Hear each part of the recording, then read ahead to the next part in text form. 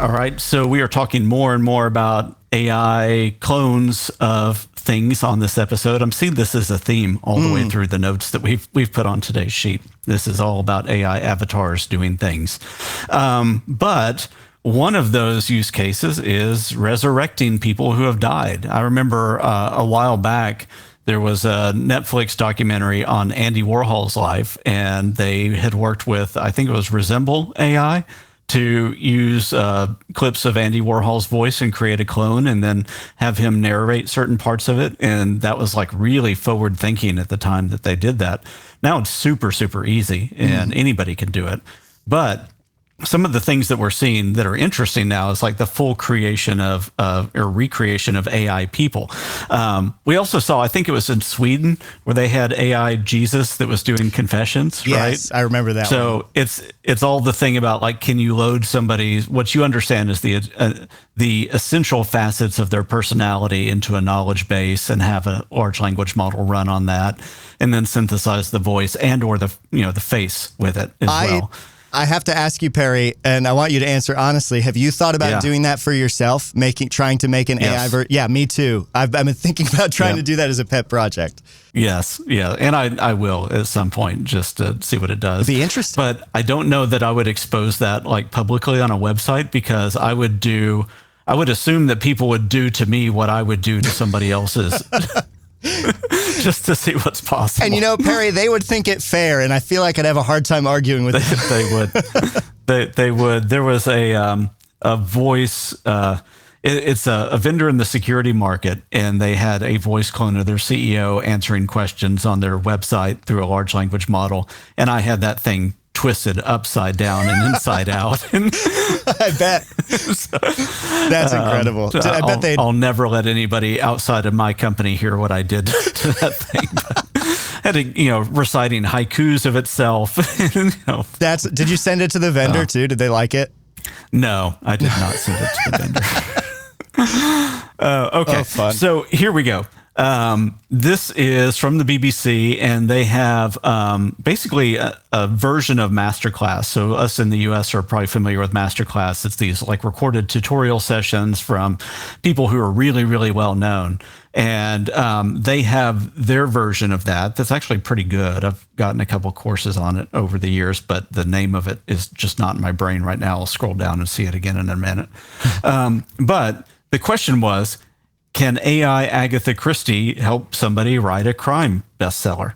And so Agatha Christie, kind of, one of the more notable, mystery authors that everybody looks to see how she like integrates different plot elements and does subtle reveals and lays clues and, all throughout. So like, can you get the essentials of Agatha Christie's writing style and her personality and then surface that in something that can teach? And so that was the question being asked. And, the person writing this in the Times starts off and says, Simon Lee was my first murder victim. He died brutally. He had foolishly, in my view, invited members of his family to his country estate. A controlling and domineering man, he told his relatives that he was rewriting his will. They seethed with resentment. He went to his study and locked the door, and then there was a loud racket and the sound of a struggle in the room. When the door was forced open, Lee lay dead in a huge pool of blood. The only clue was I know, right? The only clue was a small piece of rubber on the floor. I didn't kill him. He died in Agatha Christie's novel. And Hercule how do you pronounce that? Poirot? Yeah. Okay, yeah, I guess it's French. Hercule Poirot's Christmas. If you were hooked by the first two paragraphs of this article, then you have the makings of an Agatha-addict. Those readers who, once they've tried a single Agatha, need to read all 66 before going near another author. So he's talking about his fact that, he was an Agatha-addict and wanted to know how to emulate her writing, and then enter the ability to do this on with the help of AI. And so I'm going to play the trailer for this course, and we'll see and hear Agatha Christie. I wasn't ready for video. I must confess, I could never have expected to be a professional author. If you want to be a writer, you have to find out what kind of fiction you want to write. And this will... I'll pause that for a second. I'll say the voice is actually really good. And the video is pretty good, too. The video is passable, right? It doesn't have as much of the uncanny valley-ness. I'm wondering if they're as I looked at it, it looks human enough, but at the same time, it looks like they gave in just like strong use of lines, so it almost has an animated quality at the same time rather than trying to really teeter into the humanity of it. Yeah, they tried to teeter on that edge of like really heavily color graded versus like, to hide some of the sins. And I want to say, at first, I was expecting this to be like a text correspondence thing, like a text version of Agatha Christie. Right. And for some reason, it being voice and video makes me feel ickier about reviving a dead person. I don't know what that is. Maybe that's something to think about later for me, but... I mean, regardless of that, I think the voiceover is pretty darn good. It's, from a quality perspective. Go back for a second, let it play the rest. And this will often be what you most enjoy reading. You must think of your stories as a puzzle or a game. It is not merely a case of who is the least likely culprit, but how you get there. One also needs to make sure that one is playing fair with clues and plots. That is where it is important to observe the rules of the game. First and foremost, the long arm of coincidence cannot be too freely employed. No accident must ever help the detective, nor must they ever have an unaccountable... I'm going to stop it there just for the sake of time in this segment, but I encourage everybody to look at this. It's actually produced really, really well for one of these. This is the BBC? Like the BBC makes this? Interesting. So that's also different because that's state media. Like that's government. Yeah. Yeah. Yep. And I would say as far as one of these types of things, this is the best one that I've seen so far. They're playing into the quirky BBC filming style for these kinds of mysteries. They've got really good sound design, really good use of additional camera work and cutting between things and soundtrack. Body doubling, best in class on all of that.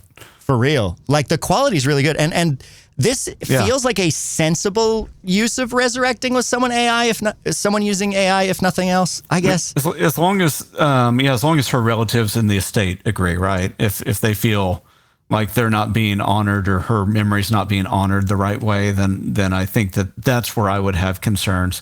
And it being the BBC people helps are concerned with that, I think. Yeah, it being the BBC, it's not a big American company. It's not like Netflix doing it on their own. Publicly funded, yeah. So I would encourage you, I'm going to put the article in it. It's quite a lengthy article describing the process and everything that went into it, and just giving a lot of really good kind of flair for what Agatha Christie's style was. So take a look at that. But let's move from one situation talking about resurrection to another. And that is a 404 Media article that talked about in a court, the sister of a murder victim. See the tie-in here, Agatha Christie and murder. I see. Now we have a murder victim. Murder victim of a road rage incident. Their sister resurrected them to testify or give a statement to the judge and everybody in the court. It was the sister of the victim? Yes. Oh. Because I saw the headline go by about this, but I hadn't dug into it yet. Interesting. Okay. Yeah. And so 404 Media, the title is, I Love That AI. The judge was moved by an AI-generated avatar of a man killed in a road rage incident.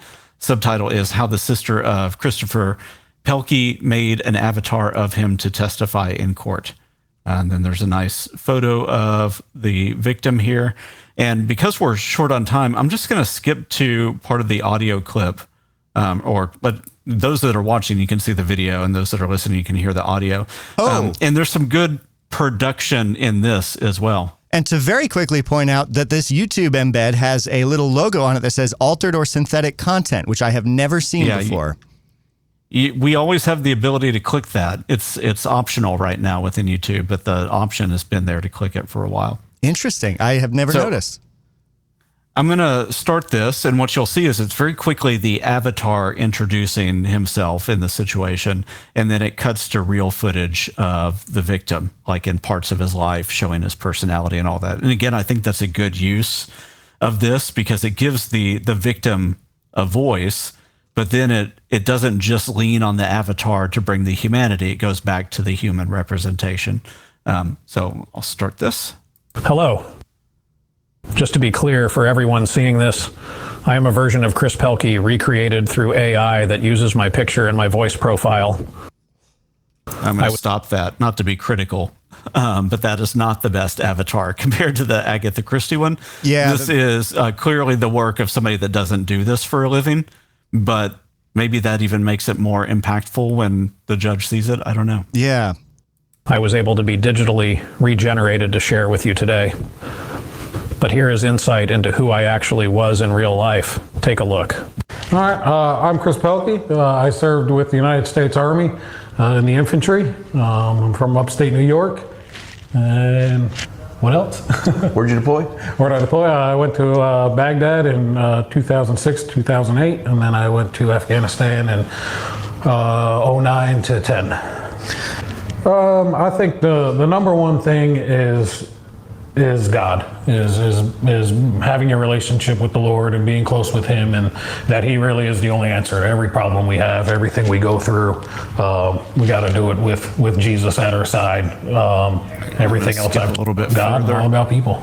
So, as you can see from my video, I recorded in 2021. This here is a true representation of who I was, not how the courtroom portrayed me. So, I would like to make my own impact statement. Yeah, so I'll go ahead and stop it there. But you can see the interesting use of the technology, right? As the sister said, what is showing on paper about my loved one is not a good enough representation. What if the victim could speak and then say, if I wanted you to know something about my life, here are the things that I would bring forward. And I think that interesting, impactful use of this. And I think in both of these, with Agatha Christie and with this example, it shows the ability to bring some of the nuance and flavor of somebody's life and the value that they brought or the value system that they had back into the world that real people are living in and trying to make decisions or trying to learn things and trying to really figure out how to be the whatever best human they need to be, whether that's a discipline in writing or whether that's making a really good decision within a court of law.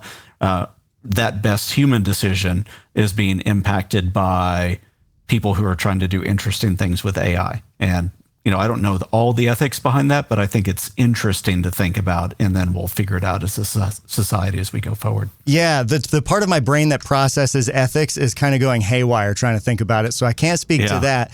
But I will say, interestingly about that, is the AI use itself almost seems incidental to the impact statement. I had expected it to be more like, I feel as though using AI there wasn't super necessary. But it was like a family member. We didn't go through the whole thing either. Yeah, we didn't go through the whole thing either. So again, we'll link to the 404 Media article there. You can watch the full video and decide if the use of AI was impactful there or not. Or if it would have been better if maybe the sister got on camera or something else. It's hard to judge where somebody was whenever they made the decision to do that. Yeah, exactly. But regardless, speaking of judgment, the judge was moved and it affected the way that they saw that person. Super interesting, super sad, and a lot to chew on ethically. And what I do when I'm struggling with things that are emotional is I get technical. So in our next segment, we're going to turn off our emotions and just talk about logic and break down what strategic text strings are and how gibberish can jailbreak AI. Stick around. This is the FAIK Files.